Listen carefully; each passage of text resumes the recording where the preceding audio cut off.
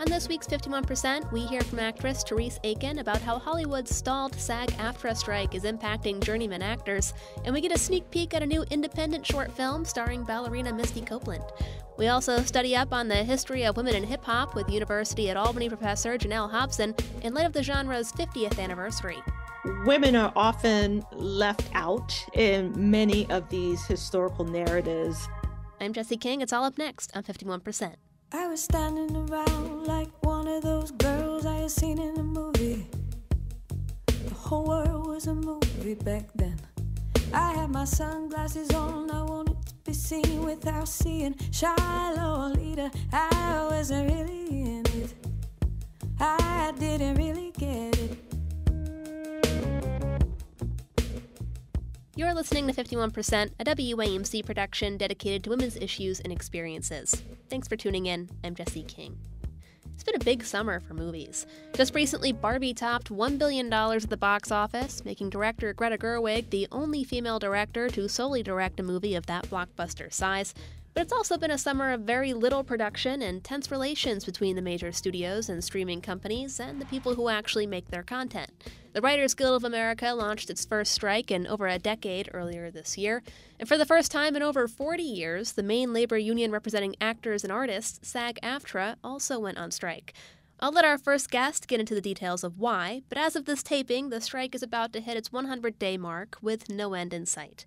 While big names like Octavia Spencer, Sarah Paulson, Adam Sandler, and Bradley Cooper have hit the picket lines, they all agree that the reason they're striking is not necessarily for the career of A-list celebrities, but for journeyman actors, the people that play in theaters, on TV, in commercials, as extras.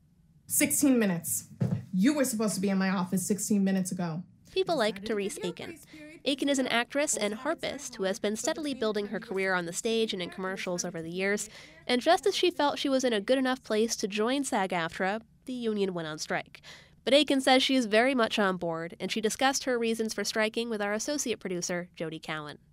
The big thing that led to this is streaming, honestly. It's a new model that entered into the media industry that kind of disrupted everything. I mean, as consumers, we see it, right? Because we're binging things and we have more access to shows from like years ago and all these different things that we get to see because of streaming. It's really great for audiences, but what it has shifted is things like residuals for actors, different commercial settings, and different things that have kind of uprooted how actors are able to earn a living now. It's benefited the studios in many different ways because they're able to take their library and put it onto a streaming platform and then get monthly earnings from subscribers and all those different things. But the problem is because streaming came in and kind of disrupted things so quickly, no one ever kind of worked out a new model that benefits everyone. So right now it's just one-sided and it's favoring the studios. But a lot of actors, I don't know if you've seen on Twitter or on social media, you see that like some people are getting residuals that are like, 5 cents or 82 cents or things like that. When in the past, how the model used to work is that working actors were able to sustain themselves through residuals. And now you have that same library and all the work that people, actors, directors, writers, all of these people have put into creating this story is just on streaming, and they're not really getting the same kind of cut from that work that is out there now. One of the last times, maybe the last time that the Screen Actors Guild and the American Federation of Television and Radio Arts combined for a strike was in the 80s, around the time when like home video was the thing, and the idea of, kind of this emerging technology of the videotape and kind of a similar fight. How do we recoup on this money as we now have this kind of new exchange of revenue that's coming in? Exactly. And then a similar situation that almost happened was when DVDs were introduced, and how networks and production companies, they would put their whole, series on a DVD and they would sell that. And then at the time, because DVDs were so new and, studios didn't really know how much money they were going to make off of it, they were hesitant about sharing that kind of revenue with the creators as well too. So that was a similar situation, but in that situation we kind of just took it as it was, and we said we'd figure it out later on. And that did not happen. So we're trying to make sure certain things like that don't happen again, and that everybody gets a fair share of the revenue that is created from the work that everyone participates in. What are the current union demands? So a lot of the union demands really focus on residuals from streaming. And then the other thing that is a major important piece of this puzzle is AI. Just really making sure that we can curtail and have limits to AI so that it doesn't get out of hand in the way that it can interpret and take over certain people's positions and jobs, like especially with writers, right? A lot of the times we see that AI can be really great for grammar, can be really great for helping you, like, you know, work on an email, work on an essay, all these different things. But where it gets a little bit tricky is where are the lines and what lines are crossed when AI is picking up material from all over the internet and repurposing it to make a new script. And like, what is that? Is that plagiarism? How does that benefit the people in the writer's room? All these different things that studios are trying to use AI to basically cost cut, you know? So like if they can get AI to do the work of, you know, writers or actors, a similar situation happened with actors where one of the things that were discussed partially from the studio side was if they could take background actors, pay them for one day, and use their likeness in perpetuity. So things like that, really making sure that the work and the energy that people have put into creating these storytells in participation with the studios are properly distributed and everyone gets a fair cut of what is produced from that revenue. And have the unions provided a framework for here's how this could look and how this could work? Yes, definitely. A lot of what is in the contract has kind of mapped out ways that it can work for everyone. And a lot of it is meant for instance, with residuals, there are minimum wage increases that go up to match inflation. They were pretty hesitant about that. And just making sure that when it comes to AI, we work together in terms of describing and defining what those limitations are. And so just being really clear about how often are you using certain images, what are you using it for, and having that clearly laid out in contracts, that is something that we should discuss. But the studios were very resistant to that, and they didn't even want to discuss AI at all, which a lot of people get from that kind of response that they're probably already doing certain things with AI already, and they don't want to even get into that territory to like kind of show the world what they've been already doing, which is unfortunate. But there is also on the SAG-AFTRA website, there's a link to On Strike, which clearly labels all, and I can definitely share that link too. It clearly labels all the contract demands and what the response was from the AMTP studios demands as well.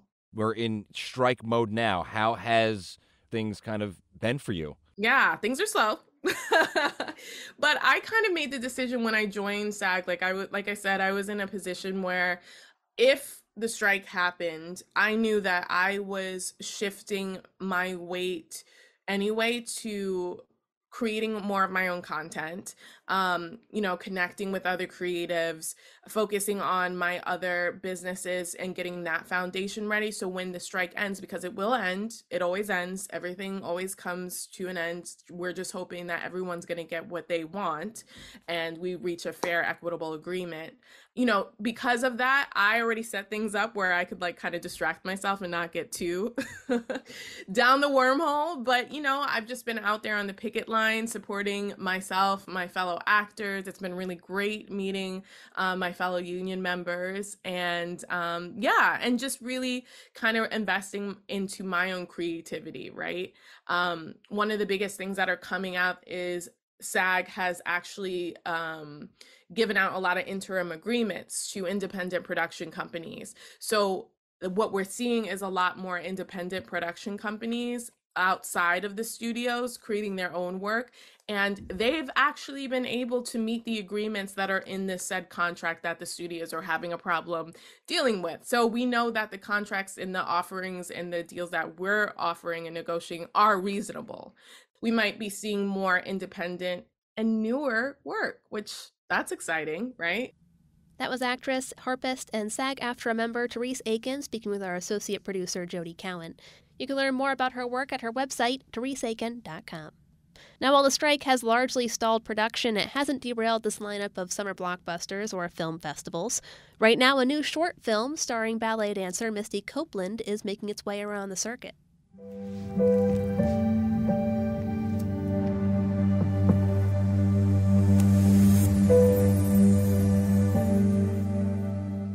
Flower recently had its world premiere at the Tribeca Festival, and it's in the middle of its latest stop at the Martha's Vineyard African American Film Festival, a dialogue-free, activism-driven film harkening back to the black silent films of the 1920s. Flower puts Copeland in the lead role as a young woman named Rose, who puts her own dreams on hold to care for her ailing mother and work to make ends meet in their Oakland, California home. As the neighborhood Rose grew up in increasingly gentrifies and gets more expensive to live in, Rose experiences the fallout of the city's housing crisis firsthand. But in meeting the mysterious Sterling, she's taught the power of strength through unity and finds renewed hope for the future. The whole 28-minute story is told through dance and movement, with direction by Lauren Feinerman and a score by Raphael Sadiq. It marks Copeland's first performance in more than 3 years, since becoming a new mom during the pandemic. And it's also the first independently produced project by her new production company, Life in Motion Productions. Copeland launched Life in Motion with her friend and fellow dancer, Layla Fayaz. Fayaz herself is a former ballerina with the American Ballet Theater, as well as an Emmy-winning journalist, writer, and producer in broadcast television. While Copeland is on the road, heavily promoting their new film, I recently got the chance to sit down with Fayaz and discuss the inspiration behind their latest endeavor. We're calling it an art activism film because it was really rooted in how we can tell a story of what a community is facing right now. And so we chose Oakland, California, and they're having a big housing crisis in the Bay Area, but really that is happening across the country. Mm-hmm. So it's relatable to so many people. And we decided to create a human story instead of just doing like a documentary style story where you're just showing unhoused people or people facing housing insecurity. You're just showing like what's happening to them on the exterior level. We wanted to show a more like human story of how this could happen to somebody, because the statistics right now really are like something like 40 million Americans are facing becoming unhoused or becoming homeless. And so those are staggering numbers, you know, like it can happen to anyone and there's no real face to what it looks like. There's no set circumstance of how it happens. Like there are so many different ways that this could happen. So we chose to tell a story about a young woman played by Misty, who is in danger of losing her childhood home, or she lives and is caretaking for her mother. The bills are piling up, you know, medical bills and you know, nurses' bills and things like that, but also she just can't make the rent. She can't make the mortgage. She can't pay the taxes, all of those expenses that come along with cost of living. Mm-hmm. And she's working 2 jobs. So she's really working hard to try to make ends meet. And she's just starting to lose hope. And, you know, her community essentially brings her back to life and brings her back to hope for the future and hope to continue on. And we used the storytelling mechanism that's used in ballet. When you go to see a classical ballet, you're seeing a story unfold, and it usually has some sort of message. A classical ballet, however, most of them were made in like the 1800s and by white men, European white men. And so the storylines are, you know, not as relatable. You have a lot of storylines about women going crazy or their lovers, you know, scorned lovers. So we just wanted to make like a more updated version of what, you know, this storytelling could be. And that's why we chose to do this current day social issue and highlight that. When you were on location and it came time to put the film together, what was it like incorporating dance for the screen rather than, you know, choreographing for the stage? we had an amazing director. Her name is Lauren Feinerman, and she has worked on other dance films in the past. And like, I hesitate on calling this a dance film, because even though it is, because I feel like this is really just movement storytelling on screen. I think that this should be incorporated into every type of film and television project that's out there. You don't always need to have singing to accompany dance when you're showing this kind of storytelling. And back, old Hollywood films, the days of Fred Astaire and that era, they would have dance numbers that sort of broke out in the middle of the film that would express emotion for the scene or tell a story. So I think that that's something too, like, I just want to highlight. But in terms of shooting dance and getting it on film as opposed to like how it's done on stage, you really have to have somebody with a lens who understands like when to capture the movement.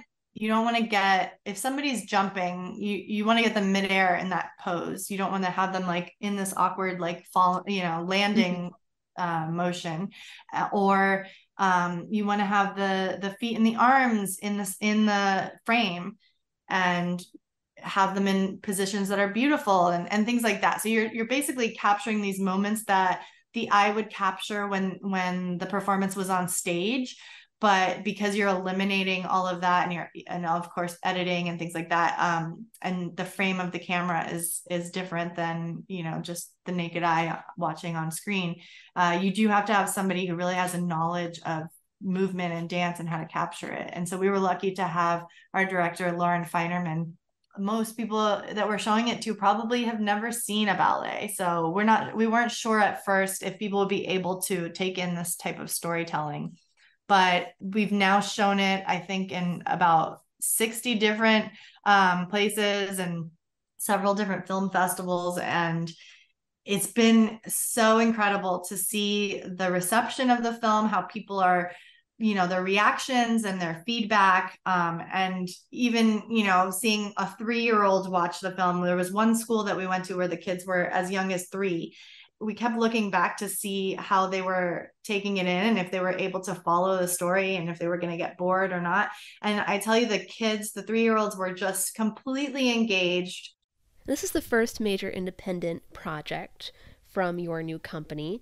What made you want to start Life in Motion Productions? How's it been ramping it up and getting it off the ground so far?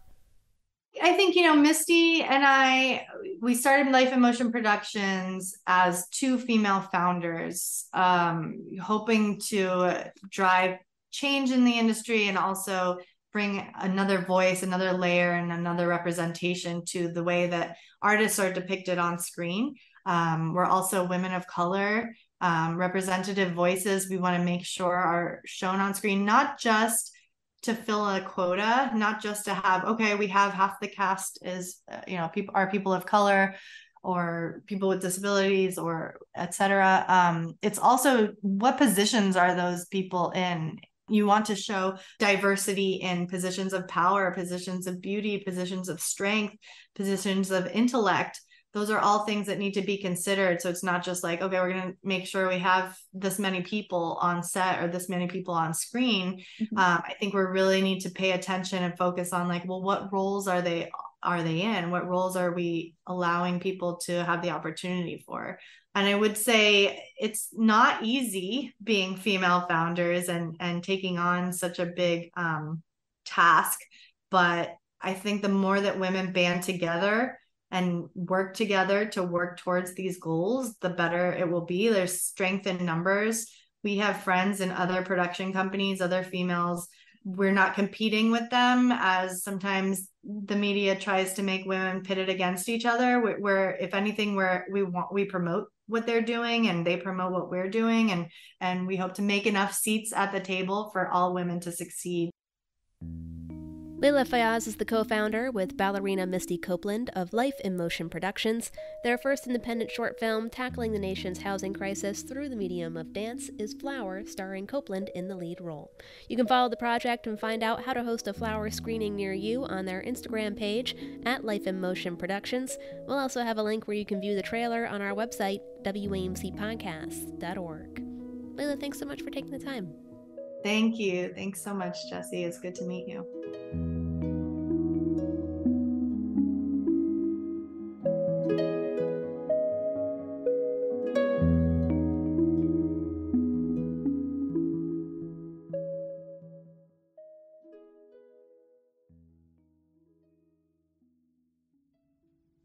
Finally, this month marks the 50th anniversary of hip-hop. Yes, the lore is that the genre started on August 11th, 1973 at a dance party in the Bronx, when Clive Campbell took two turntables and combined a loop of musical breaks from a James Brown record with underground black and brown music, creating a whole new sound in the process.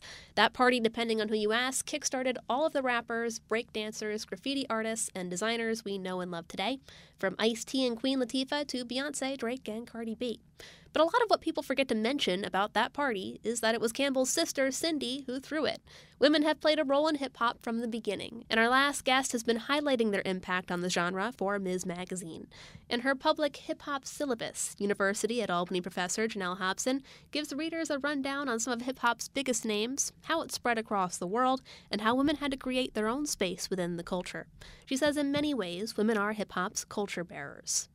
I use that term because women are often left out in many of these historical narratives because we're always seen as we're just in the background. We're either dancing to the music that the guys are producing, or women are just on the sidelines. And I wanted to kind of like challenge that. And in the conversations that I've had with those who participated in hip hop culture, those who study it in terms of hip hop feminist scholars, they have kind of pushed back against that particular notion that women were just sidelined, that they were very much integral to the culture, whether we're talking about a Cindy Campbell who is hosting the party that allowed for hip hop to even emerge, to women who were also participating as DJs, as MCs, as graffiti artists, as breakdancers, they as rappers. They are very much also part of this very eclectic community.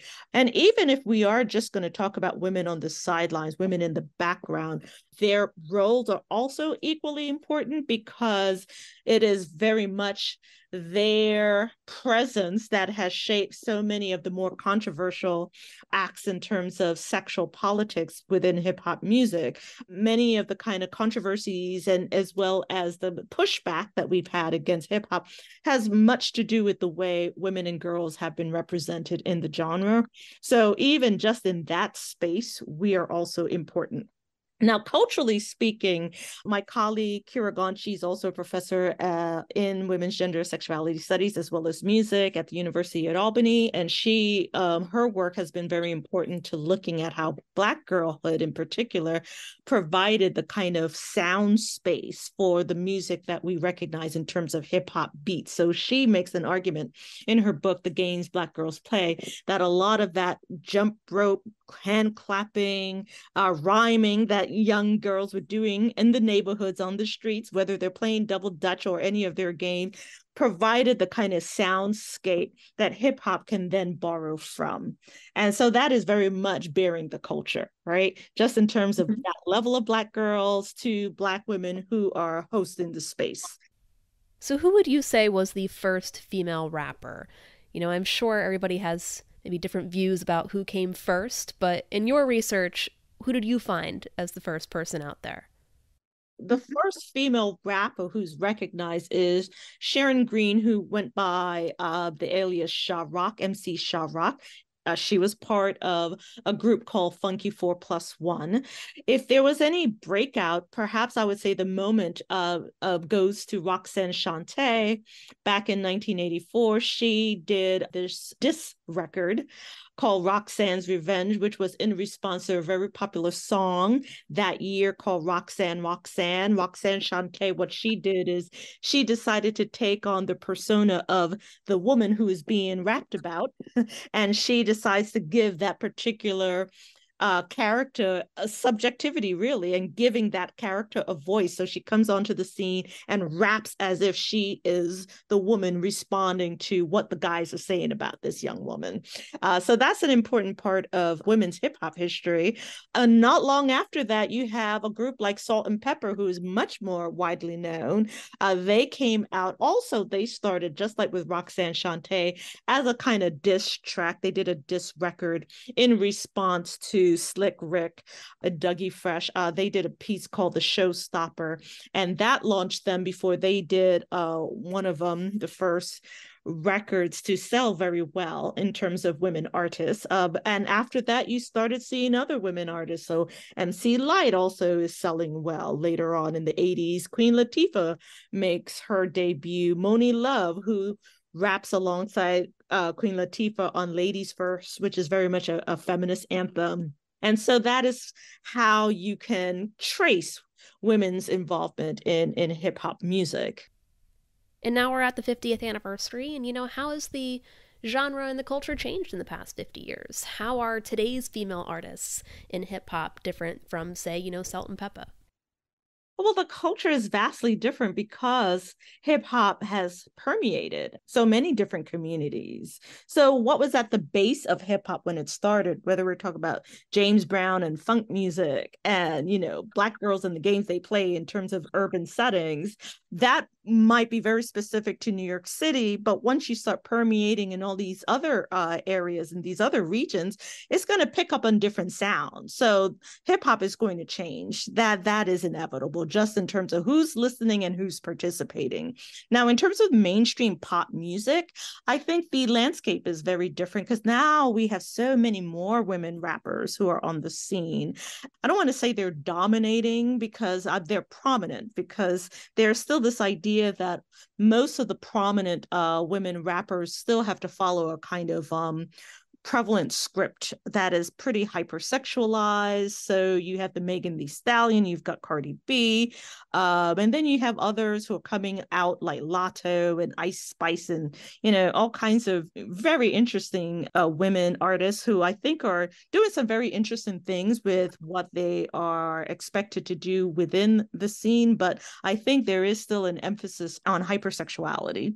On the one hand, it's like, okay, we can try to push back against that in terms of, can we have more complex representation? It would be nice to see that, at least in the mainstream, because those rap artists who are only existing in the margins and don't have as much playtime and exposure, they are not necessarily following that script. So they don't get the same kind of attention, which is not helpful, I think. And then at the same time, there is something very refreshing about seeing a Cardi B, who started out as an exotic dancer, going from the margins of being, dancing on the pole to now she's commanding actual space and she's commanding music that's charting.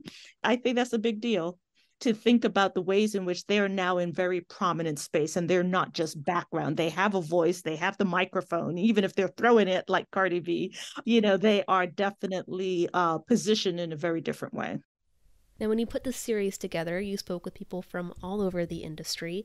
Were there any conversations while you were researching for this that surprised you? Was there anyone there was a story out there that you realized you didn't know before?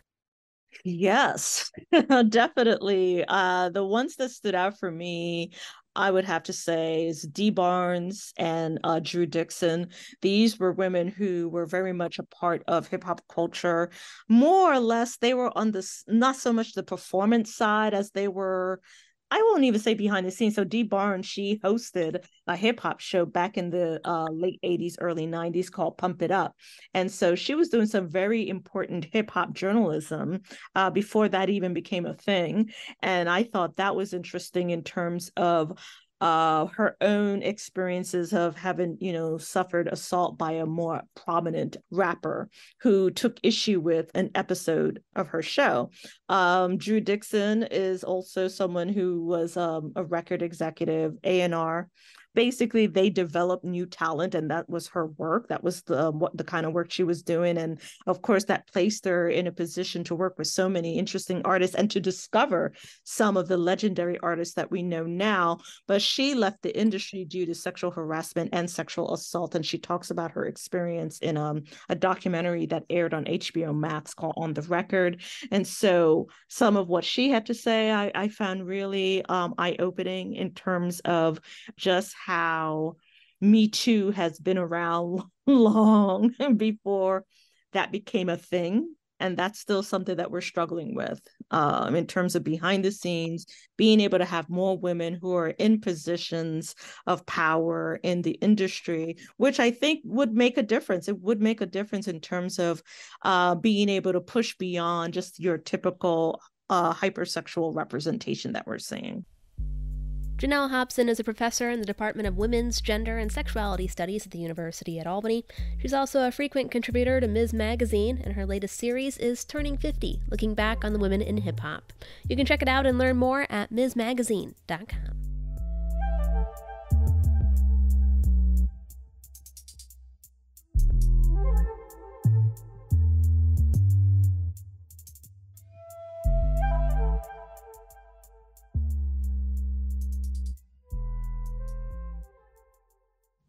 One last bonus interview before we go between our Dr. Sharon Ufberg and Kaitlin McGaw, the co-founder and director of the children's music group Alphabet Rockers. Launched in 2007, the group started by using theatrical performances of hip-hop to teach kids about the things that a lot of children's music talks about, things like shapes, numbers, letters, etc. But it didn't take long for them to shift and start using their platform to talk about the deeper subjects that impact children, issues like bullying and racism. McGaw, who is white, says her goal is to create an environment where children feel like they belong, and in turn help create a culture of belonging. This past year, their latest record, The Movement, picked up a Grammy for Best Children's Album, and she spoke with Dr. Sharon Ufberg soon after for her 51% segment, Force of Nature. Yeah, let's go, AR crew. Yeah. Where we going? Higher. Let's ride. Step them up, yeah. Y'all ready for this? Let's do it. For me, it really started working at a music school in San Francisco and noticing how specifically like girls were participating in the music and rock music. And I thought, what if there was music that helped us all feel like we belonged? And so I started composing hip-hop songs, actually for a younger demographic, for kindergartners. I thought, okay, that's an interesting place to start, but you follow the sparks and the collaborations. And it brought me together with Tommy Solati Shepard, who is a hip-hop icon in the theater world, creating theatrical plays with beatboxing and storytelling and rap. And when we came together, we started playing as performers and then as songwriters and then really as humans, like really tapping into who we are and why we should spend so much time doing music like this and for whom. And once we really tapped into that authentic voice, it's just been like off and running. It's so interesting to me. Can you share with the listeners a little bit about how you kind of coupled education and facilitating family workshops? I mean, it's a very deep kind of spread throughout the community effort. And I would love for you to share a little bit more about that. Yeah, well, thank you. And children's theater, we're not putting on costumes when we do this kind of work, but what we are doing is inviting play. And so when we look at ourselves as human spirits, there's so many parts of ourselves that we can dive into: the academic side, the theatrical side, and really at the core of what we do is the listening. And so that's one of our core values, is that listening is love. And so when we started to write songs about racial justice, we actually got some really sound advice, which was ask your audience what they need. And so our entire artistic process has been about, it's inquiry. It's a participant action research is what it's called in the academic world. But it's about creating because people need something and not suggesting they need it. So we ask people what they need. We kind of write down those words. We reflect on how that makes us feel. And then we create something really almost purely for that person and with their energy. And that song, then we play back for them and ask them, like, how does that make you feel? And we started that by facilitating workshops. And, now it's like a DEI, which unfortunately is not getting the investment that it very much deserves. But we were doing that framework of like, we're all coming from different identities and different cultures. We're in community at this moment, and we play games with children and parents and show them kind of as a model of how the complex questions that we all really have to ask ourselves as adults and our children are asking us, we can do it together. We were performing in Oakland a couple years ago at this library, and after the show, a parent came up with her daughter and she said, "I have to thank you." And I was like, "Okay, thanks, you're welcome." I thought it was just about the show. And she said, "No, I want to tell you, we played your album while we were traveling recently." I said, "Oh, that's so exciting." She said, "Well, it was deeper than that. We were walking around, and this is a multiple heritage family, different skin colors, and she said, and we were in Germany walking the streets together, and somebody called us some bad words, racist words, and it affected all of us. And my kids were upset, I was upset, and we went back to the hotel room to kind of like just shake it off. And what we did is we played your song, I'm Proud. And oh man, it's really emotional to know that something we created for that exact purpose, and it's not saying the song doesn't say they're going to call us bad words, ignore them. It says all the reasons we can love and protect one another and be proud of who we are, be proud of our skin, be proud of our culture and where we come from and who we are together. And we've made it for this family, not even knowing that they would need this song. And that was probably about 5 years ago, and that song still is doing that for people. It's still reminding it's okay to love exactly who you are, despite what people are saying. It is such an important work that you're doing, given the times we're in. And I loved hearing that exact story, because it just shows how impactful your efforts are with individuals, not just kind of broad community, but really individuals who are using your music to connect directly and help one another. So it's a beautiful story. Yeah, it's time to stand up. Be you, get loud. Got to be who I am and to be a good friend. I want to move on to your album, your Grammy award-winning album. It's so exciting, the movement. Perhaps you could talk about the music that you've created in that album and what makes it an award-winning, Grammy-winning album. Oh, thank you. Yeah, the movement really is an album about transformative justice, which is really that our community knows what we need to take care and be safe. And it's acknowledging that the systems that we're living in aren't taking care of all of us, even for our children, our youngest babies. You can hear too many stories of how Black women are treated in maternity wards, to know that it's happening way before a child is even born. And our children in our group, we have 3 13-year-olds at the time, now they're 14 and 15, writing songs about the world that they know as well. And I think the reason the album won is actually people in the music industry recognize what we're doing, and that the music has something from the future for all of us to consider and try on and live in. And people feel that inclusion when they hear the love that's baked into every beat. And one part of our process was calling to some community activists and asking them for counsel. And we were very fortunate. We got to speak with Dr. Angela Davis, who gave us a little bit of her time and remarked to us that we have to keep going, and everything that we're doing for our culture is worthy. And it was at a time where we were in such a deep lockdown of COVID, protection, and to hear from somebody who's been on lockdown literally for things that were just crimes of belief, of trust, of love. And to have her put her faith into us meant a lot. And one message she gave us, which she writes about quite a bit, is about how we take care of ourselves during times like this present moment. And the message was really about take the time. I had to take a breath right there. I was hearing it again. Take the time and take care of you, all of you, just as you do for your community. And it was a message that we put into the song called We Feel It on the album.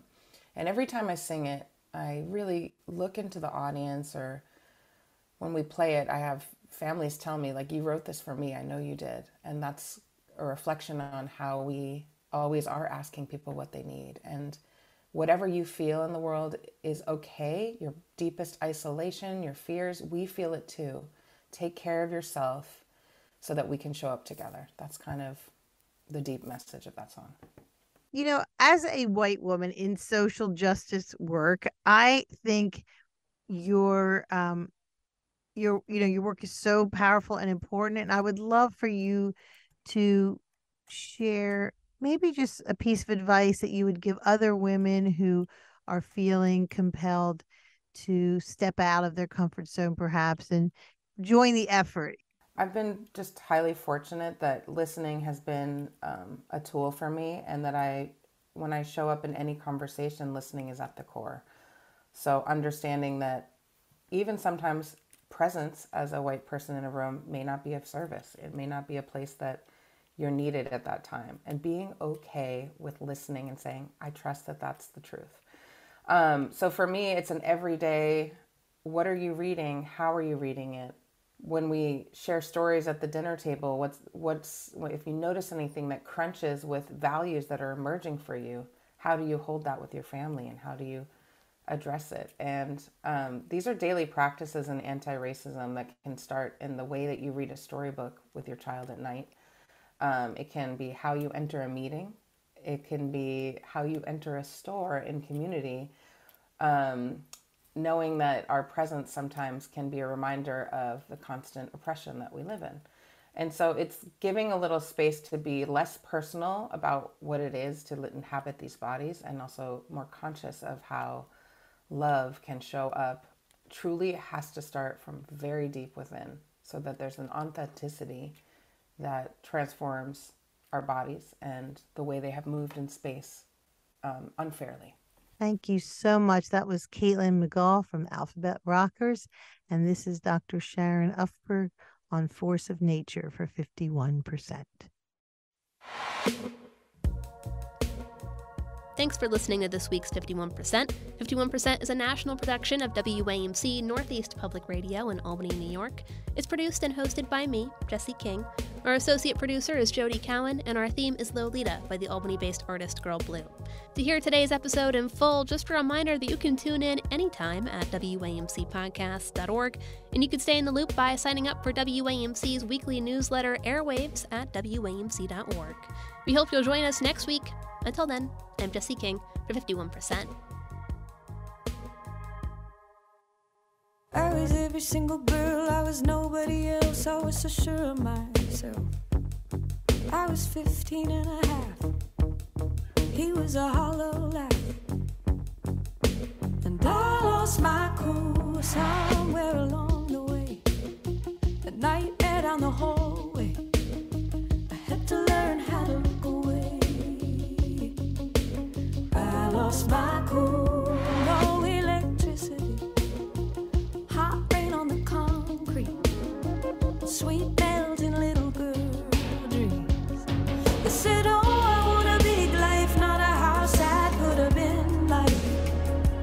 Where are you taking me? Where are you taking me? They said,